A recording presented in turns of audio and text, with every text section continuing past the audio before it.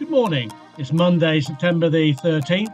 It's 20 degrees centigrade outside. It's a sunny day, and welcome to London International Shipping Week 2021. Good morning, everybody, and welcome to London International Shipping Week. And it's our first LISW 21 Breakfast Show podcast. My name is Sean Maloney. I'm Director of Shipping Innovation, and I'm a member of the LISW 21 steering group.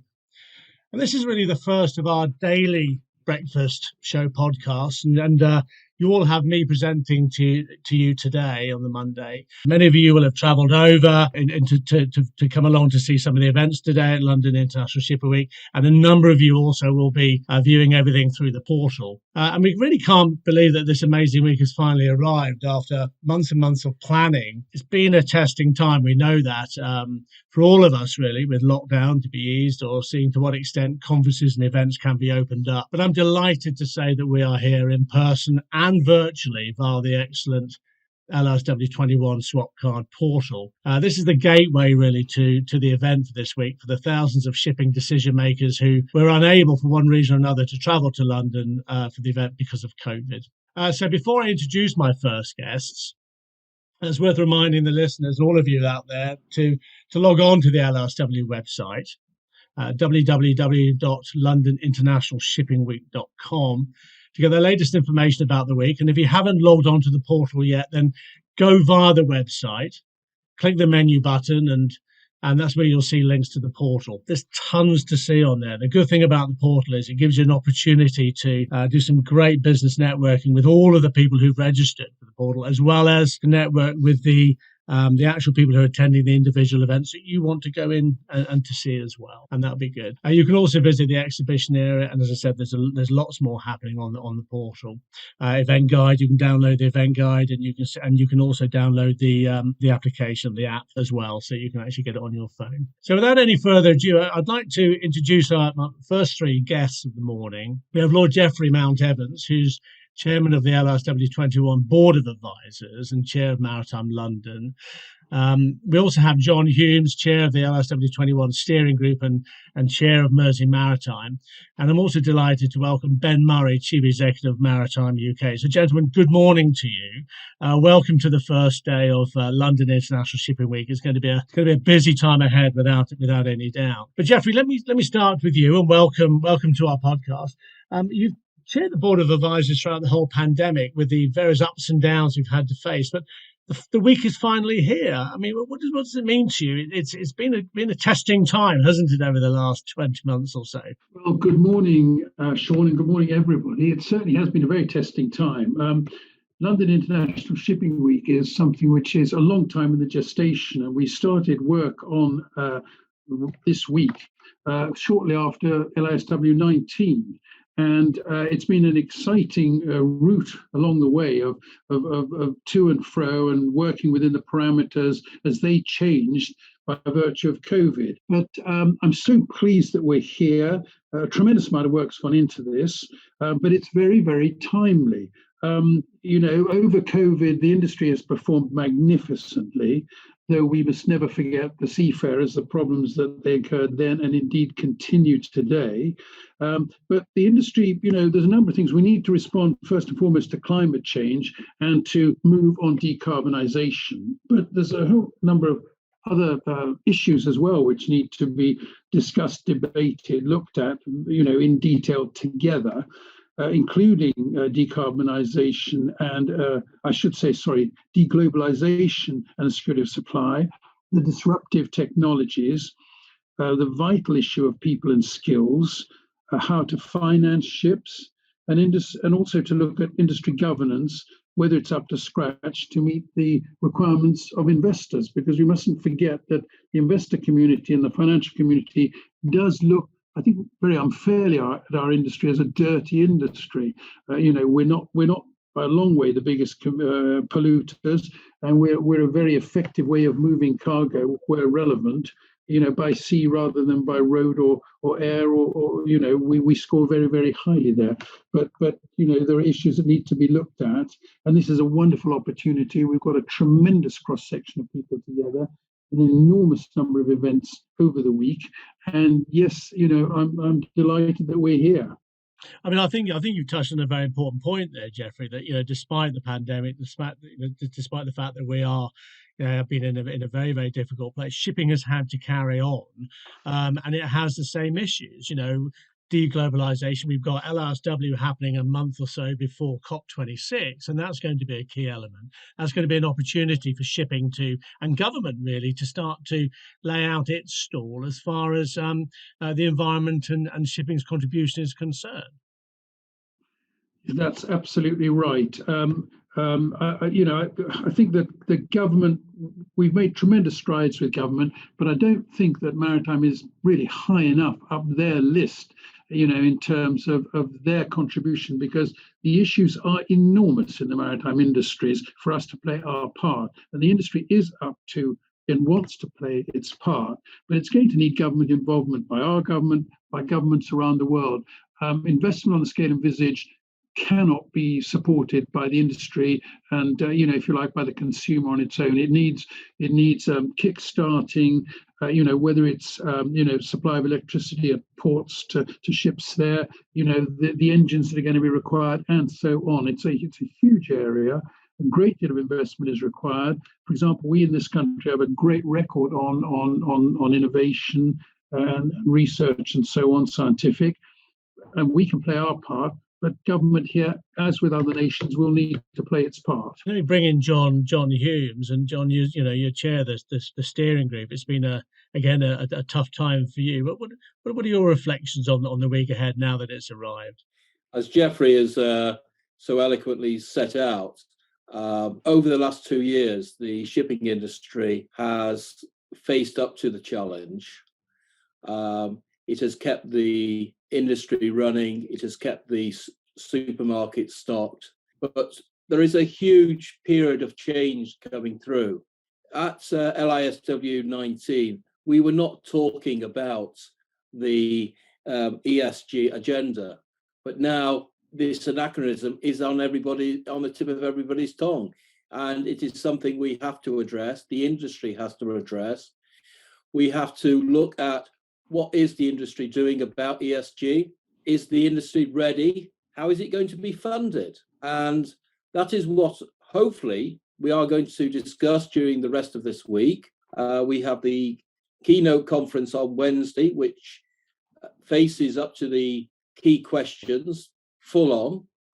But we also look at the many events which have been put on during this week by the various sponsor organizations and companies. There's a tremendous range of events being put on, which are addressing very, very important issues and really showing that London has remained, despite COVID, has remained as the key thought leader for the maritime and shipping industry. Ben, can I bring you in on the discussion here, Ben? I mean, this is an important week for Maritime UK. You've got a lot of interface there with government. You've got an action pack and a full agenda for the week as well. What are your sort of key priorities for the week moving forward? Sure, thanks. I think the first thing to say from our point of view, I think, is that we've all found working from home to be quite novel, and a number of us have probably found that more effective than we thought.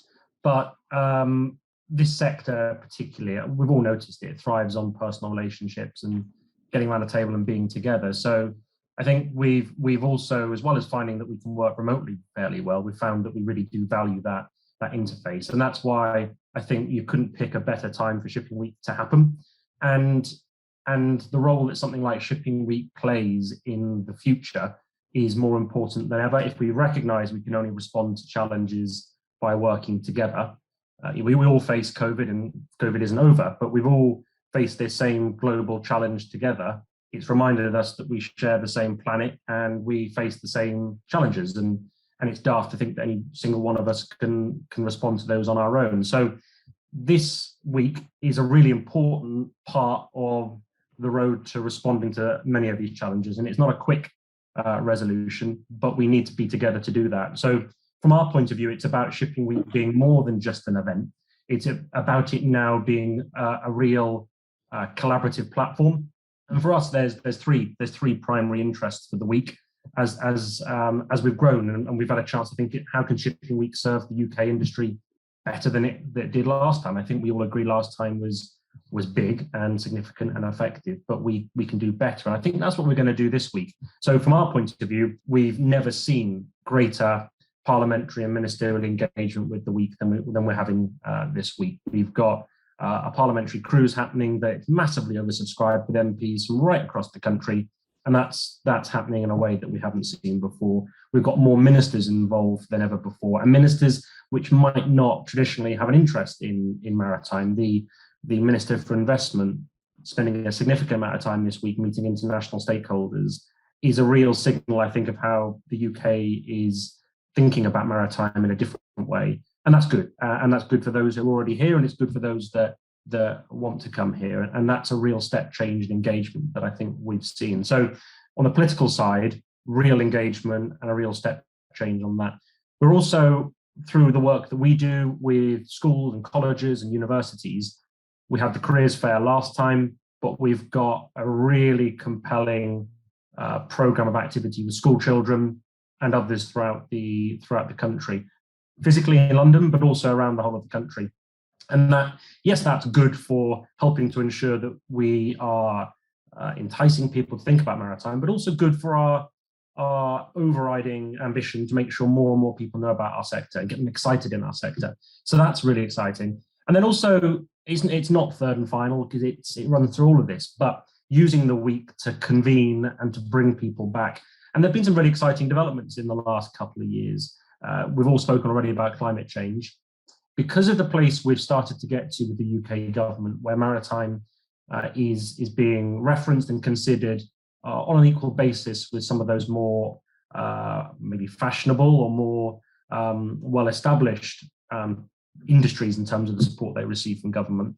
Prime Minister's included maritime in a number of his flagship policies. And since we met, we've now got a series of flagship innovation projects, which we're actually going to be announcing at Shipping Week. And that's not, I think it's important for the UK to say, it's not for us to say we're better than others at, or we want to get ahead of others at this. But I said earlier that something like climate change is something we can only respond to together. It affects us all equally. It's our responsibility, given our maritime pedigree, our history, to make sure we are as effective a partner as possible so that each of us from around the world can find the partners they need to be able to move forward on this together. And I think that's what we want to do. And we'll be doing that at our Net Zero Hub. But it's very much a call for partnership, for collaboration. And weeks like this help us do that in a way that we wouldn't be able to do remotely or certainly on our own. One of the key strengths really of London Shipping Week is that interface between industry and government, and something that's really been lacking for many, many years prior to events like LISW coming along, where the government sees a real benefit in a strong maritime industry in the way that it can contribute to the growth of GDP, etc. But in order, the shipping industry is coming out of a very difficult time at the moment with COVID-19. You've had industries like the cruise sector struggling and suffering over the last year and a half. But certainly MUK, I mean, you've got your own agenda there for investment in the industry. And I think you've talked in the past about £1 billion investment in there from government level. How important will LISW be to maybe MUK, the shipping industry here in London and the UK, actually securing that and being able to go and work with its international partners overseas, because that's what it's all about. It's all about that shop window internationally, isn't it? Yeah, absolutely. And I don't think there's a better time in the calendar to have Shipping Week to support that agenda. So colleagues across the industry may have seen last year, we were working quite intensively on a multi-year spending review bid that was, in very simple terms, designed to attract funding to do two things. One, to provide funding for the infrastructure we need, these are really lazy terms, but for the green infrastructure we need to see at ports. And the flip side of that was for the R&D investment that we want to see to accelerate the work that's already happening around the country for propulsion systems. We got to a place where for the first time ever, the Department for Transport backed a bid, and that was, as you say, £1 billion bid. It was on the Chancellor's desk, and then the Chancellor decided, because of the short-term pressures around COVID, to scrap a 3-year spending review and have a single year one, which just ties the departments over. So we're expecting, not been announced yet, but we're expecting a multi-year spending review this autumn. We're going back to that bid. We're not just putting the same bid in, we're seeing how things have changed. How do we build on what was announced last year? There was some tens of millions for various investment schemes for R&D, and we now need to accelerate that, but recognise that quite a bit's happened in the last year. On a domestic sense, you've had a shipbuilding strategy, you've got free ports being announced, but you've also got regulation. You've got the UK moving slowly but decisively to ramp up the pressure on a regulatory sense. And our argument quite clearly is to make sure that regulatory march is matched with enabling support. So we have that bid that we want to submit and work very closely with government on. And Shipping Week will allow us to shine a spotlight on the work that's already happened. So at the Net Zero Hub on Wednesday, we'll be showcasing a series of projects that have received government funding and are really at the forefront of their respective areas of activity. But then we're also saying, look at this, if we have more, we can go further. And the link to the international picture that Shipping Week is that partners can come and learn about those projects. They might quite understandably have ways they can help those projects. So it's a real opportunity to further our case with government, engage different government departments that haven't engaged with before. On Thursday, we're launching our Coastal Powerhouse Manifesto, which goes beyond free ports. And a big part of that is around the spending review, that £1 billion that you spoke about. So we've got a parliamentary debate coming up, we've got party conference season, but Shipping Week in particular is really going to elevate the sector and its interests around spending review in a way that we haven't been able to do before, because we've built it into a platform that is now, I think, more compelling and more robust than it's been in the past. Thanks for that, Ben. Can I bring in Jeffrey here? And Jeffrey, always good to get your comments. I mean, when you've got something like an event like this coming out of a pandemic, where the shipping industry has proven really over the last year and a half, 20 months really, that how resilient it is as an industry to keep going and what have you.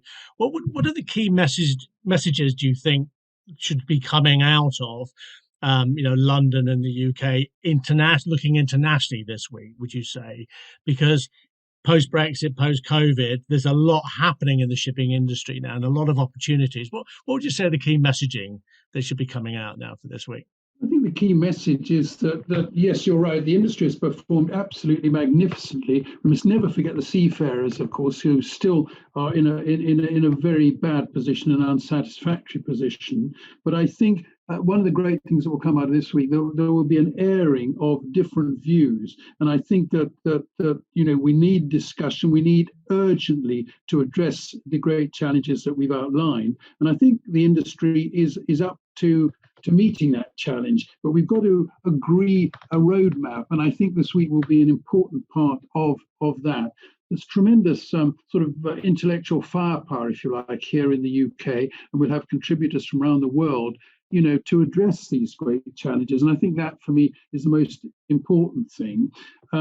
London, the UK is very much open for business. As Ben outlined, we have tremendous government engagement, and I think we're all pulling together. And I would like to add, Ben was talking about government engagement, also a big thank you to the Royal Navy, who are going to locating, as we know, a vessel into the Thames, and that will be used both for the carbon zero meeting that Ben mentioned, to look at what the Britain can offer, but also a tech workshop on Monday, which will be a joint event with DSEI, the Defence Exhibition, the important Defence Exhibition, and we'll have the government czar on shipbuilding, Ben Wallace, actually speaking as well. So the support of the Navy in this is important, and the Navy is all part of that great maritime continuum in this country, and we're very grateful to them. And also, like, if I am giving a thank you, to thank very much the Secretary General for the exciting prospect of having the conference held on Wednesday at the IMO. I think that's very fitting for this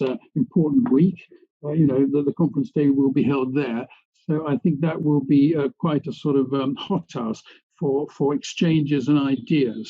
Do you want to just, before I come on to John, and I want to just get a few comments from John, looking forward to the conference, certainly with the way that the week has been put together.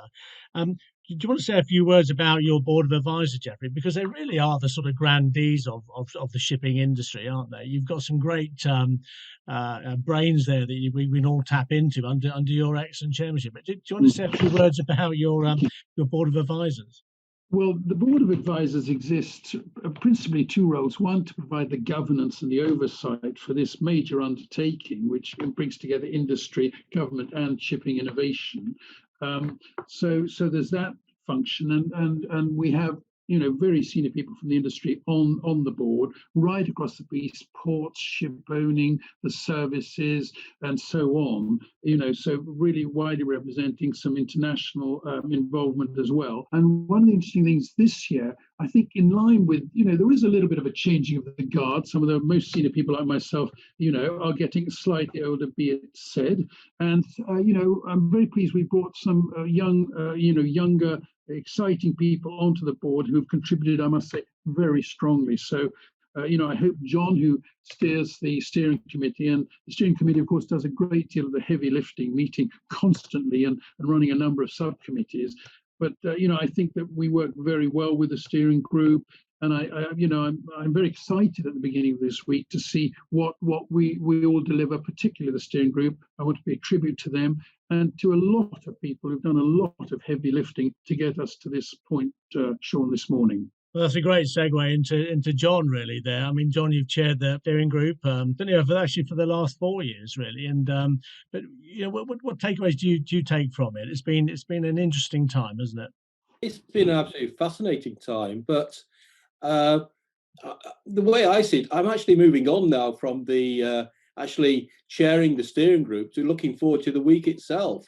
I'm filling up my diary at the moment for the week and looking at all the events that are on, and the sponsor companies who are putting on events really are putting on some absolutely wonderful, interesting events. It's so hard to actually choose which events to attend.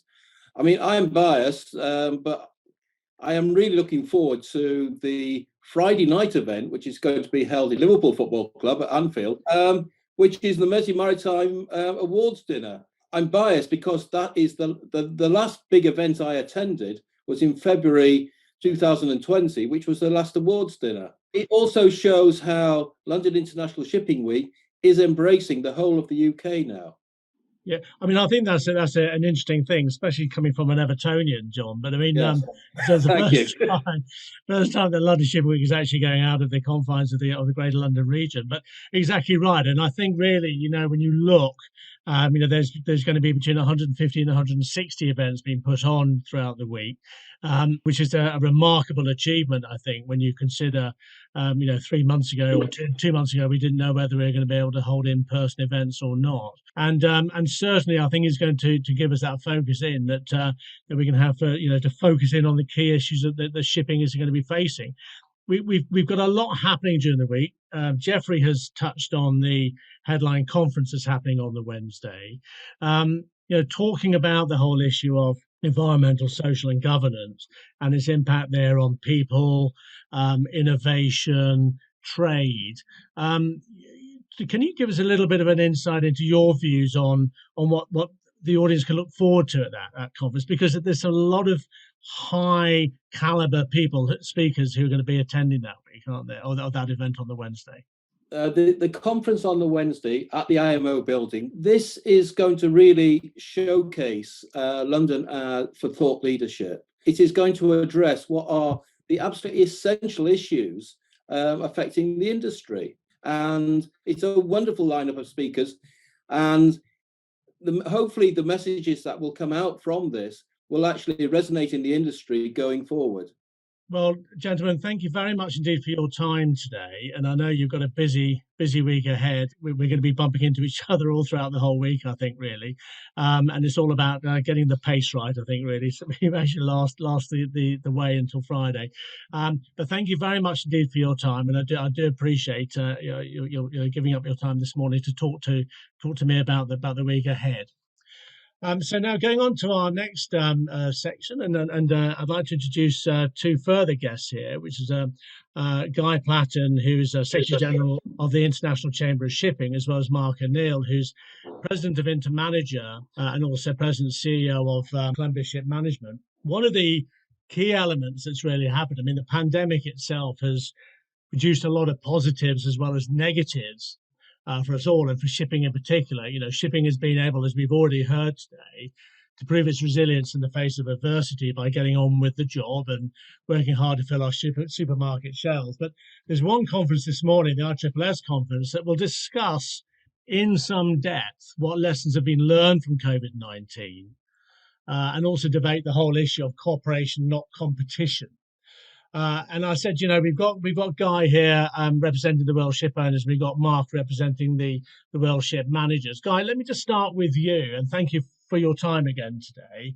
You know, we've had crews stranded on board ship. We've had seafarer vaccination programs slow to take off, certainly in the start of the pandemic. We've also had governments accused of not honouring their commitments to open airports and borders to seafarers. You know, what real lessons have been learned, do you think, for the last 20 months? It's been a tough time. It's been a very tough time, and let's pay tribute to the 1.8 million seafarers who've kept the world supplied during the last 18 months. I mean, some positives are the unprecedented levels of cooperation amongst industry partners and across the board, which is something which we must take forward and build upon as we move into the recovery phase. But I think it's still the case that governments aren't fulfilling their obligations to prioritise seafarers, in fact, all transport workers. And I think the whole collective has been treated appallingly over the last 18 months. And part of the reason for that is that there's no, it's sort of on the basis of, you know, you can't see, so you don't worry about it. And ships are just carried on doing their business. And also the fact we're not really cutting through to all the departments who are in real control during this COVID pandemic, which is the public health and that. So transport is there, it's important, but we're not really getting our voice heard. And the one sort of negative from all of this, despite huge amounts of coverage we've had, is we still fail to connect at that level. And that's something we really need to work on as we go forward. But I mean, that is a worrying point, isn't it, really? That, you know, even at IMO level, it took so long for the seafarers to be acknowledged as key workers and to really give them that freedom of movement. Then when you talk about, you know, we need to take these lessons forward, what can be done, though, would you say, Guy, as far as it, because the governments are members of the IMO, for goodness sake, they're the ones who are actually voting in all this legislation? Well, I think what was really disheartening was the ruling by International Labour Organization Council of Experts, which basically ruled the governments in total to have breached their obligations under international law through the various conventions which are out there. And we've had seafarers denied medical assistance. You know, repatriation has been very, very difficult. And that's something that we have to get governments to commit to going forward. It's not good enough just to sign up to these conventions and then at the first time of trouble, pandemic, you say, well, it's a crisis. We can't. It's in fact that's why these conventions are there in the first place.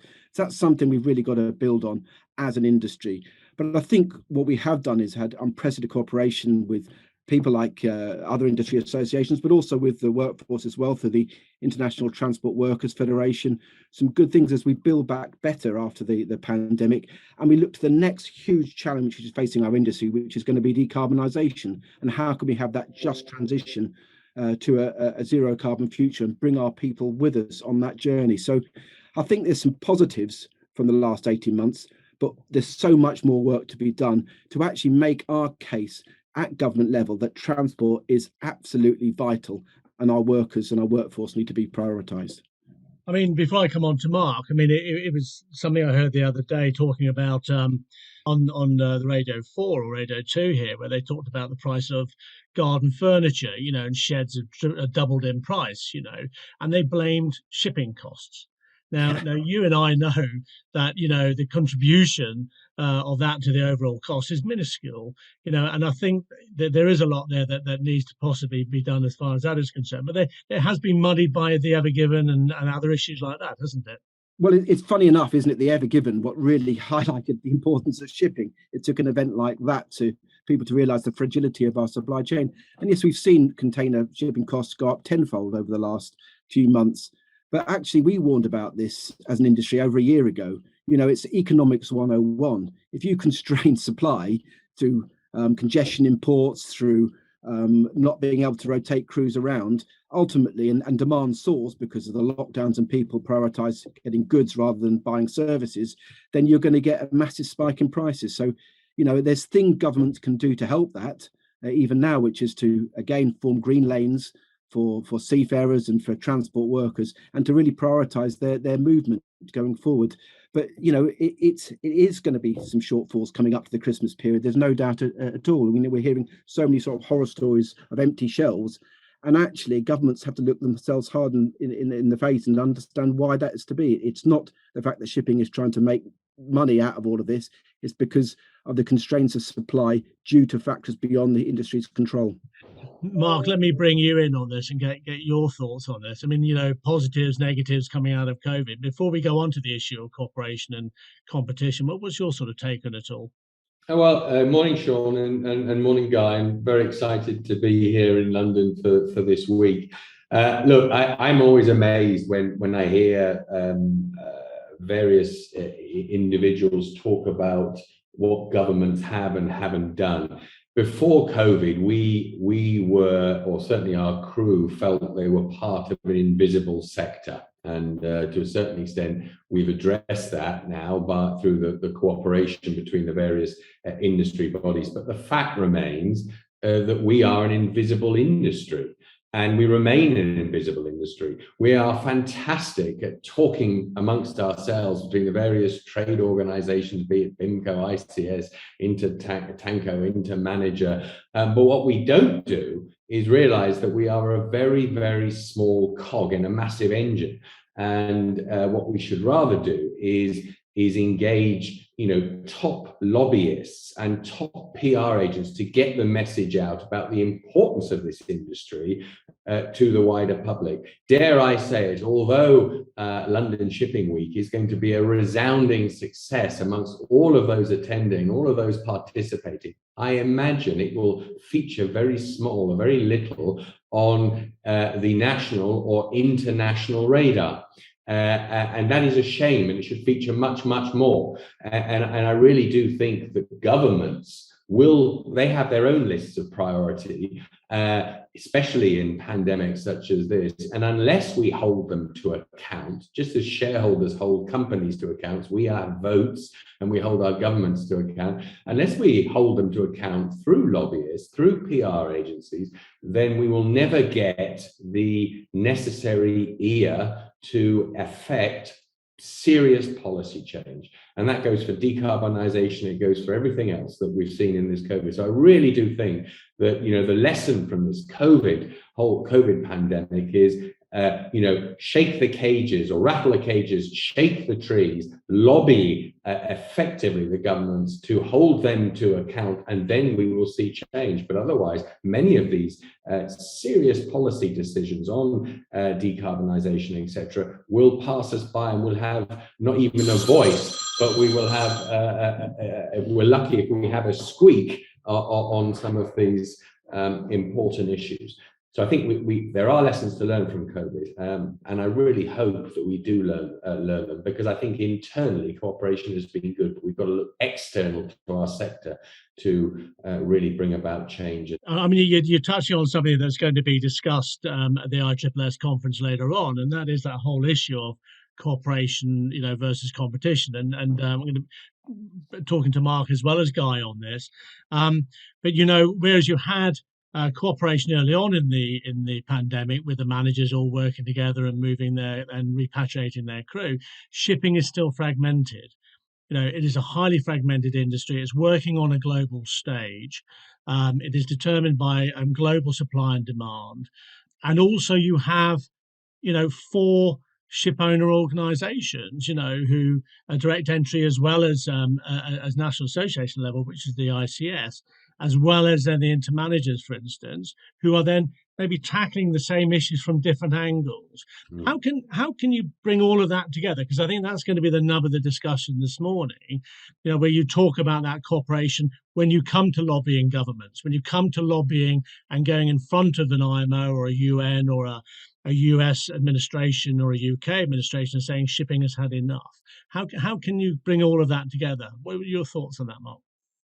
Well, I think one has to be careful here, because competitive selfishness and self-interest is a far more effective driver of change short term than selfless cooperation. And that sounds a sort of shocking thing to say, but shipping is ruthlessly competitive. And therefore, it is ruthlessly effective and able to withstand national disasters such as, or international disasters such as COVID, much better than other industry sectors, because it has that flexibility and that resilience to literally change with the wind. So we don't want to stifle competition, but there are plenty of areas in which we can cooperate and cooperate very effectively, such as safety, such as having a single voice on important regulatory, international regulatory issues which impact on the sector, such as health and standards. Indeed, when we look at what we're doing now in Intermanager had a fairly low interest from the international manager groups up until recently, up until we said, look, how do we work together to increase the relevance of managers and penetrate the overall shipping sector much more effectively by bringing in a standard? And nothing struck me more than how effective all these managers can be that would be from one moment being ruthlessly competitive against another and literally slitting each other's throats, to actually working together for the benefit of the wider industry. So there are huge areas where we can speak with one voice, but we have to find those areas, identify those areas, and then work together. You mentioned 4 owner organizations just then, of which Guy is a proud member of one of them. I am still incredulous that Intermanager, that employs 95% of crew worldwide, is not part of that discussion, because it does not have a suitable owner element. Until we get past this, the egos inherent in this industry, we will not be able to speak with one voice. And I think that's critical. And you know, someone needs to say it, because it is riven with titles and egos and this and associations, too many. And you know, the IMO, yes, it will be a wonderful debate, but is the IMO the right venue for that debate, or even the right body to be putting forward the decisions, the boiled down hardcore decisions that evolve from that debate? It's not. It's a regulatory body. It's not a lobbyist, and therefore does not have the responsibility or perhaps the will for putting those comments and decisions to government. So we need to, all of us get together and you know, decide who is tackling what and who is the effective spokesperson to advance particular issues in the right way to the right ear. And the right ear is not the IMO, which will, because of its nature, take an increasing or much more time than is necessary to deliver that message. So I think there's huge challenges that have been thrown up by COVID. What is obvious to everyone is that we have to change the system.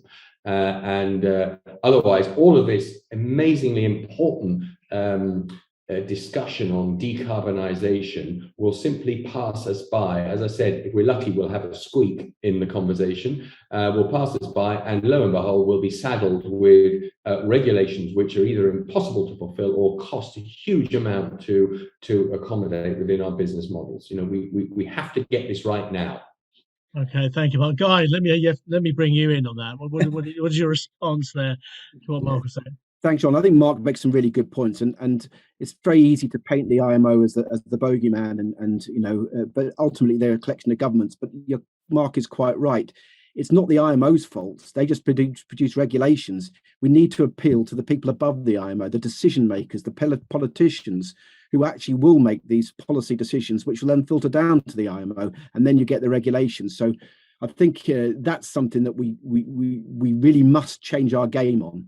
as an industry. And I think Mark makes some really powerful points there.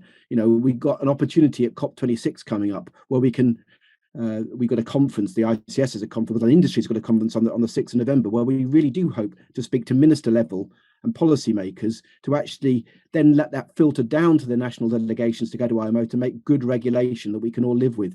But yes, I absolutely agree. We've got to change the way we go about doing things, and the lobbying that we do. We have to move into the mainstream in terms of how we influence these decisions before the decisions are made. It's too late after they've been made to get them to be changed. So thank you very much indeed to Mark and Guy there for their comments there. We're also very lucky to have also in the studio Dennis Metropolis, who's chairman of the Baltic Exchange. Dennis is also vice chair of the LSW 21 steering group. And he's also the incoming chair of the LSW 23 Board of Advisors. Will be taking over from Lord Mount Evans, who you heard earlier. Welcome, Dennis. It's a busy week ahead of us here in London Shipping Week. It's Monday, the 13th of September. We're all about to sort of embark on all of these events that are going on this week. But what are you hoping to achieve from the week, sort of looking forward now? It's been a busy time in the run-up, hasn't it? Morning. Yes, it certainly has. You know, the week's now starting. It's quite exciting, really, because, you know, we've been building to this for the last, certainly last year, despite the fact we're planning even from 2 years ago. And, you know, during these difficult times, planning something like this has been really quite interesting. Probably others have said, but no, very exciting now. We know people are in town. People have come in from, particularly from Europe. They've flown in. They've chosen this week to be here, particularly those ship owners and cargo owners or cargo operators, and of course the London international community, the community that actually services the commercial side of shipping, all here. And I think looking forward to a very strong week. Brilliant. But I mean, and you talked there about the commercial side, and you know, putting your Baltic Exchange hat on here. You know, London is the number one maritime financial services centre. It is a major cluster internationally. It has a big role to play in that. I mean, something like LSW here. I mean, it's got two names in the title there: London and shipping, or three names, and international. And this is really what sums up London's role, and certainly as far as the broking and the commercial shipping side is concerned, which you've just been alluding to there. Can you go into a little bit more detail about the importance of that from a London perspective, looking internationally, Dennis? Oh, very much. London is a capital of services. The shipbroking communities around the world have all heralded from London. I mean, they've developed and grown in their own international areas as demands required. But you know, it all started in London, and the concept of matching cargoes and ships, came through London. The Baltic Exchange itself was that very first coffee house, and the entire tradition has remained in London. But so has the expertise. I mean, the training here is in London, the Institute of Chartered Shipbrokers here in London, the Baltic Exchange is here in London.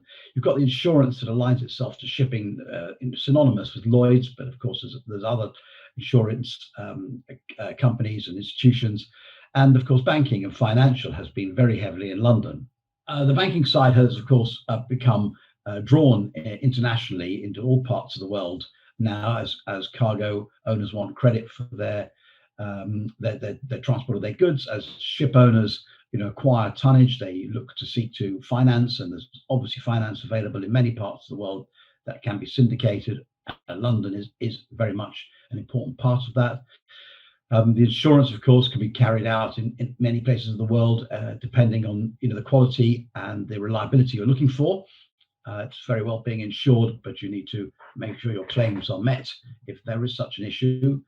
And then, of course, there's the shipbroking, where really it's the powerhouse of knowledge.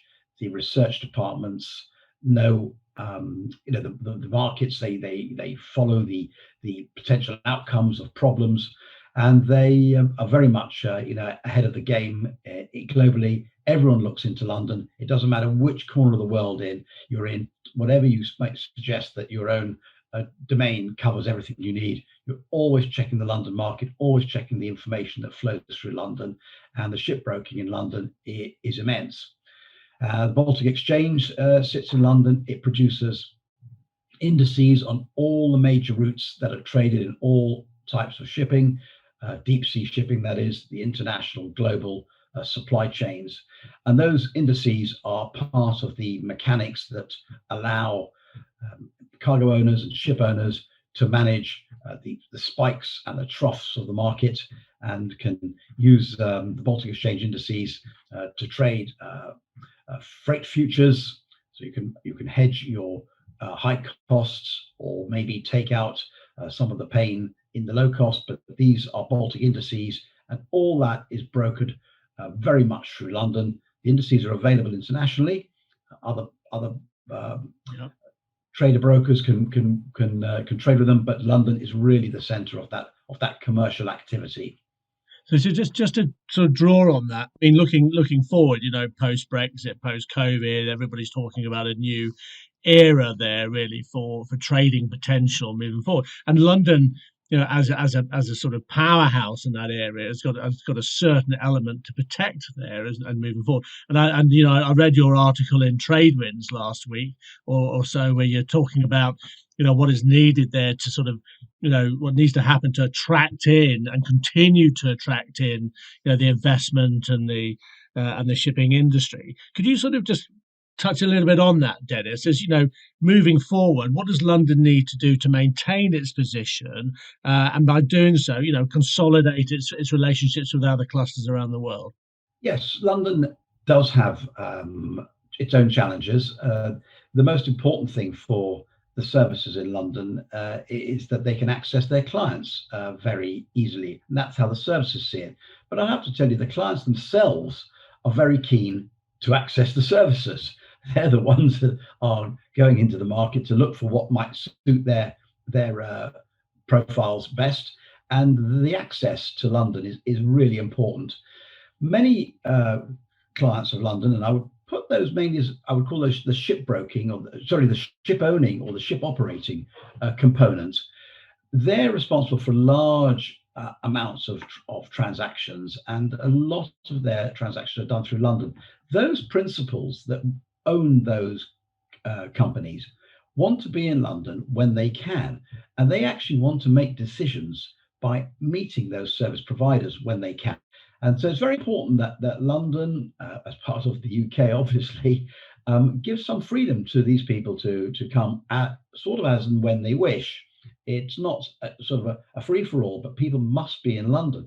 The same thing as the cargo owners. They trade globally, but they want to know who are their service providers. They want to touch base with the people that supply the indices at the Baltic, let's say, also with their shipbrokers. The shipbrokers themselves travel quite extensively to meet these people, but London still does draw people, and people want to come here. So there is actually a duty to London and to the UK government to actually make that relatively easy and open and transparent for people to come to London and visit London for that business purpose. So really, the immediate future really is a strong one really for London. I mean, and certainly as long as it can sort of jump on and exploit the opportunities that are going to be there, and that's maybe really where it's good that London Shipping Week is part, bringing together government, industry, international industry, as well as domestic industry as well. Yes, I mean, you're quite right. London hasn't changed in many years for many reasons, but there are some moments now post-Brexit where there are some mixed messages to whether officers should remain in London. Maybe some ship owners and ship operators concern themselves about the ease of remaining in London. And with communication and the way shipping has gone, the digitalization route, there are possibilities that some very long-standing traditional owning communities and ship operating communities might choose to move away from the UK in slight fear that they get caught up in sort of domestic issues as to what's national, what's international. And remember, this is the international side of shipping I'm talking about. It's the global shipping, and that's where London has played a very big part, and it must stay in that place to retain its sort of number one title if it chooses to want that. So thank you very much indeed, Dennis. And London Shipping Week, we have a lot of events going on this week, but one thing that's very, very important for us all is diversity. And certainly we've, as an organisation and an event, we've been embracing this throughout the 2 years of preparation. And I'm very pleased to say that we have here in the studio Debbie Cabaldoro, who's our co-chair of the head of strategy and on the steering group. But she's also Maritime UK's Diversity in Maritime programme and also works for Nautilus International. Now, Debbie, you've worked and done a lot here on diversity, certainly as far as LISW is concerned. Do you want just to put it into context? Because it has been an important element, hasn't it, in the preparations for this year's event? Thanks, Sean. Good morning. Yeah, I think that the very first step that was taken by LISW and the steering group was to invite me onto the group specifically to look at the remit of diversity. And I think right from that very start 2 years ago, it's been at the forefront of looking at how to bring the events forward and how to kind of put diversity at the forefront of a lot of the events. And I've been able to talk to a lot of people who've been around LISW a bit longer and say, you know, if you want to get away from the same old faces, then we need to get away from the same old faces and kind of being able to suggest new people that are up and coming. So it helps both to get a more diverse panel so that we can have the kind of see it to be it for the younger people that are coming through. But it also helps people that are coming to LISW year on year to be able to hear from new voices and to help the whole industry embrace kind of new ideas and new ways of thinking. Yeah, I think that's an important element, because I think that's something that LISW and also through its own Shipping Innovation, we're a signatory to the Diversity in Maritime Panel Pledge, and I think this is quite an important thing, all about getting different new faces onto conferences, and also from right the way across the spectrum. And I heard an expression the other day on the Radio 4. They talked about male and pale, getting away from that sort of genre, really. But can you tell us a little bit about some of the events that are going on throughout the week here that's going to sort of demonstrate this determination and push here for more diversity as far as an event like LISW is concerned? So we've been encouraging everybody in their events to sign up to the panel pledge, to look at the Maritime UK Diversity Maritime Speaker Bank, but specifically Diversity Maritime are running an event every single day looking at different areas of diversity. For example, today we've got a roundtable for Pride in Maritime, our LGBT+ network, and they're talking about how to make the industry better for people who are from LGBT to be able to be comfortable with being their true selves at work.